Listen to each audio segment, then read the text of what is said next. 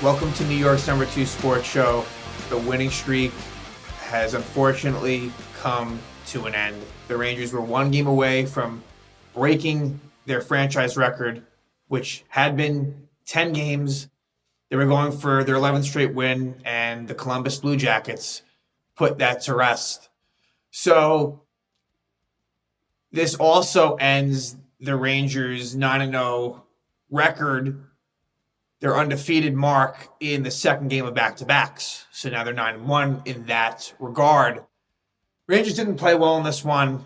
And really, generally speaking, lately, as I had said, the Rangers have not been great towards the tail end of this winning streak. And it is somewhat reminiscent to, November, where the Rangers were really good. I think they had a pretty long winning streak then as well, but just generally were winning a lot of games fairly consistently. But they were kind of dropping off a bit. Now, in this case, the schedule does play a role, and not so much in the fact that it's the second game of back-to-back, but you had the Stadium Series a week ago and the emotions of that. And then you had that Dallas game where Igor was great, that Devil game where I thought the Rangers played pretty well.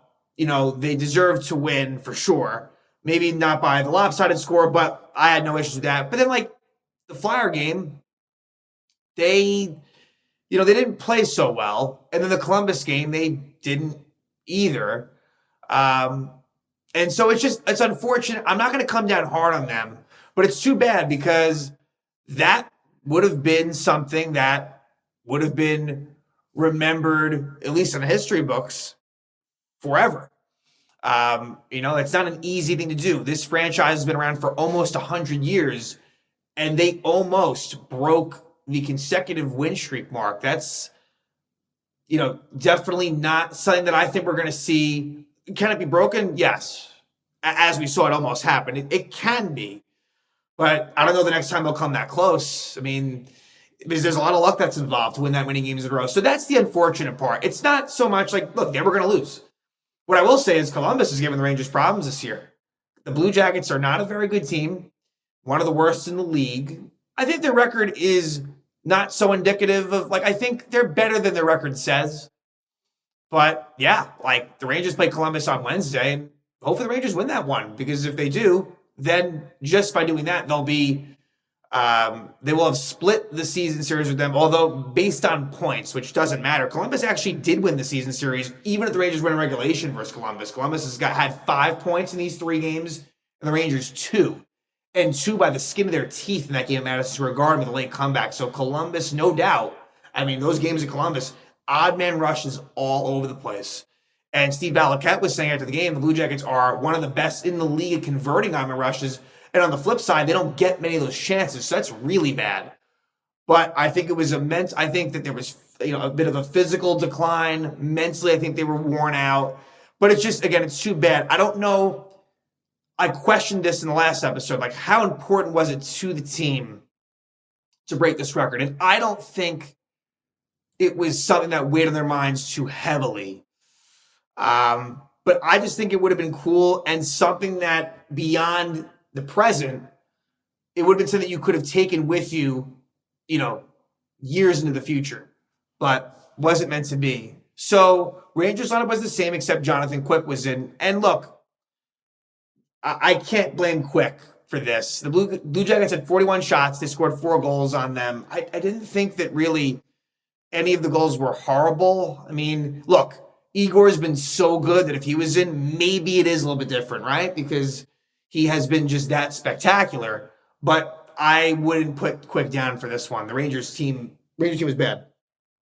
Let's talk about a few individuals that were specifically awful, and in some cases have really not been that good lately or even longer than that. First off, Jacob Trouba, who I was speaking about yesterday in the Flyer episode, and I kind of went into detail about it, but also with the Rangers having won 10 in a row, I didn't want to go too far, but yeah, Trouba was just garbage in this game. Was it 2 penalties? I think he took 2 penalties in this game. One, which basically Yeah, I mean, it was a power play goal. So yeah, one penalty that he took that directly led to a goal. And then he was also, so that's one of Columbus's 4 goals. The other 3 goals, Trouba was on for and had a role in basically, I'd say, all of them in some way. So he was a -3. Trouba has looked really, really bad. And I can't say I know exactly what the solution is, but simply put, he plays too much. Laviolette plays him a lot. And I'm not saying, okay, well, then that means that you necessarily, okay, that means it should be more Braden Schneider. I'm not saying that.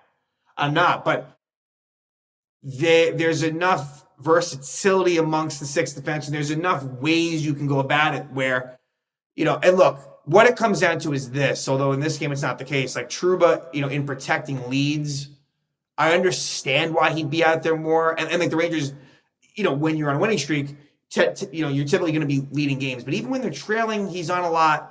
And here's what's really fucked up, and it's a small thing, but like Trouba found his way back on that second power play unit with Gustafsson. But what happened was, I guess once Wheeler got hurt, they decided, all right, we're going to go with the second defenseman in Trouba. Why? Why does he need, he's offensively inept.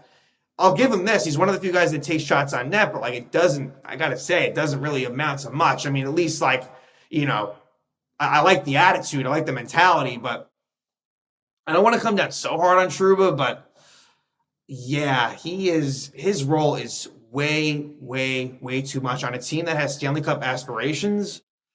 Yeah, I think that's going to be a problem again in the playoffs. I really do. I really think that you're going to look back at it and, for all that Trouba provides, in ways that aren't there statistically, I acknowledge that.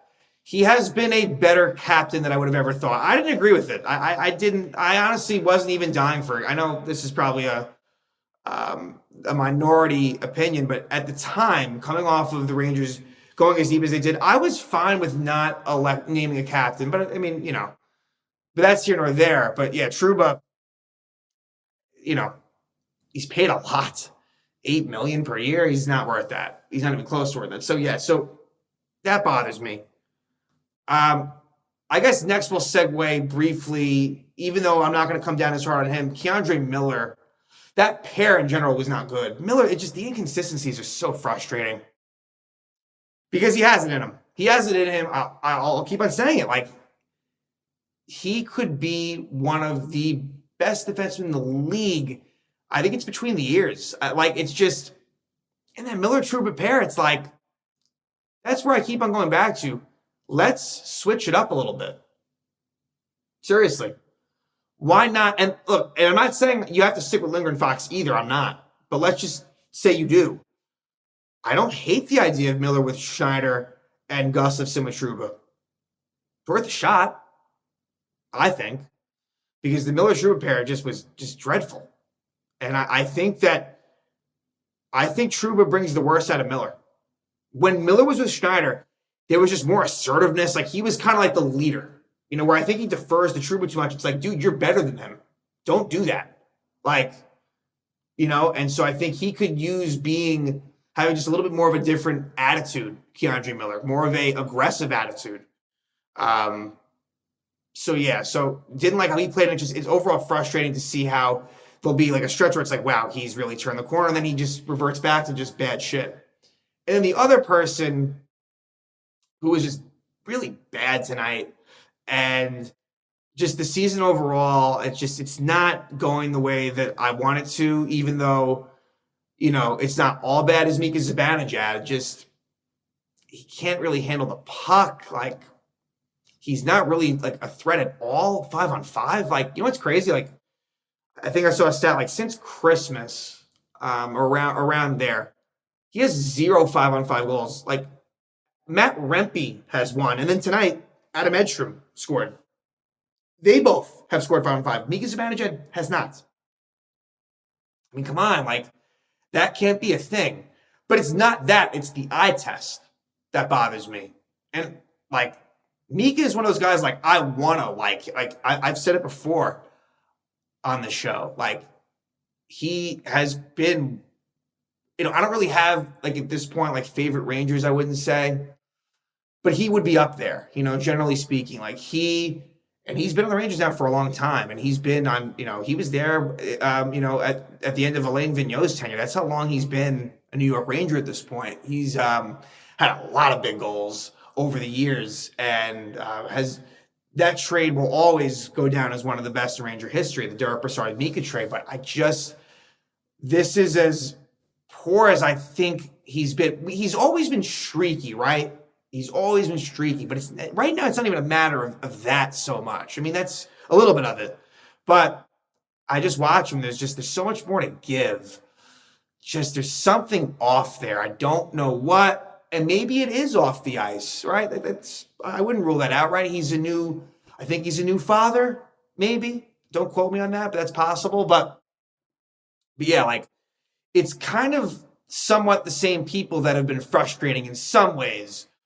But, either way, I thought that Mika tonight, whether it's on the decision making is just not great. Like, and it's all or nothing. He'll just try to wire it, and it's like you don't have to do that. And then on the 2-on-1s, he's always trying to go to Kreider. Always. You mix it up. You have a great shot. Fire a wrist shot. If they're taking Kreider away a little bit, you go in and either take a shot or try to go in, make a move, and score. It's just, it's really disappointing because he's such an important player on this team. He is the number one center. Like, he's got to be better. So, wanted to get that out the way. And then let's quickly go through this game. So, Rangers never had a lead in this one. At 2:12, Matthew Olivier gets into a fight with Matt Rempe. And I got to say, Rempe kind of got his ass kicked. I mean, Rempe got some great punches in, but yeah, it's becoming a thing now. And Rempe was a little bit wobbly going to the penalty box, so he probably got checked for a concussion. They brought it, and he was back in there, so he was all right. But yeah, it's not sustainable. Rempe getting to a fight every game is just not, A, I don't think it's going to happen, and B, it's not what you're looking for. But yeah, like, he's being challenged, and Olivier definitely got the better of him. It was, so that was a little upsetting. I'm not like mad at anyone, but it's the same. Like, if anything, that probably gave Columbus a little bit of juice.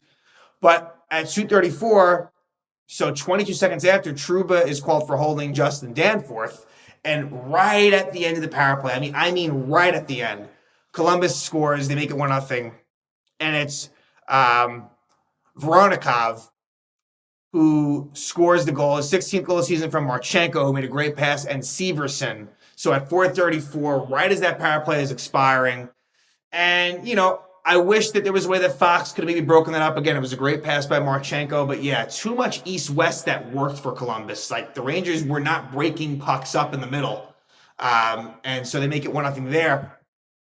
But then at 14:22, the former Columbus Blue Jacket, Artemi Panarin, scores his 33rd goal of the season, which is a career high in goals. And that does come with a little bit of an asterisk because of the fact that Panarin had 32 in 69 games in the 2020 season, which was stopped due to COVID. So he was going to get there by far. But still, the pace of this season is even better than that. So, yeah, it'd be great to see him get 40. It's well within his reach. So, it was a nice play by Fox, who gets the assist, where he pinches in, keeps it in the zone, and Panarin is able to fire it past Merzlikins to tie it up at 1. And the Rangers had some more chances to score, too. I think they had some posts. I know Jimmy Vesey had it on, man. Had like a little breakaway chance after a nice defensive play. So the Rangers could have taken the lead, didn't. And they never did take the lead. And then some concerning things that happened here in the second period. Only 18 seconds into that period does Columbus take the lead, and it's Marchenko scoring his 17th goal of the season from Voronkov and Shinnikov. And on this, it was Miller Trouba, I think, with the Trocheck, Panarin, Lafreniere line. And Quick lost his stick, and Marchenko makes a nice move around him. So, yeah, too much chaos that quickly in the period. That's never what you want, for them to score 18 seconds in. So it's 2-1 at that point. At 8:34, Provorov trips Vesey, but the power play, Ranger probably doesn't score. Again, that Ranger power play continues to not get the job done. It's got to get better. It does. It has not been nearly good enough. And then the Rangers do tied at 11-11. It's Adam Edstrom scoring his second goal of the season from Matt Rempe. So Matt Rempe, somehow, some way, he barely plays, but he has a 2-game point streak. It's kind of crazy. But a nice play by Edstrom. He throws it in the direction of Rempe, and it goes off of the defenseman Jake Bean. Goes off of his skating in. So that makes it 2-2. But less than a minute later, less than 50 seconds later, at 11:57, Jack Roslovic scores his 4th goal of the season from Johnny Gaudreau. You just can't have that, so soon thereafter. And I'm probably going to mix up the Roslovic and Provorov goals, but I know that at least on one of them. Okay, no, this was the one. Okay, this was the one where Zibanejad turns it over in the offensive zone. And K'Andre Miller is out of position. And a couple of bad things happen here. Jacob Trouba, didn't do a great job of trying to stop the pass from Gaudreau to Roslovic. Put your stick on the ice. You got to try to stop that. He didn't. And then K'Andre needs to get back there. He was out of position. So I think, again, the 3 people I talked about, Zibanejad, Miller, Trouba, all bad job there. And Roslovic scores, pass quick. And then this was the kill. Well, then at 14-13, Trouba takes a penalty. He holds Kent Johnson, but the Rangers kill it off. But then at 18:35 of the second, it would be Provorov who scores his 5th goal of the season from Roslovic and Gaudreau. And this was the Brodzinski line was on. And I'll talk about some line changes that happened in this game too.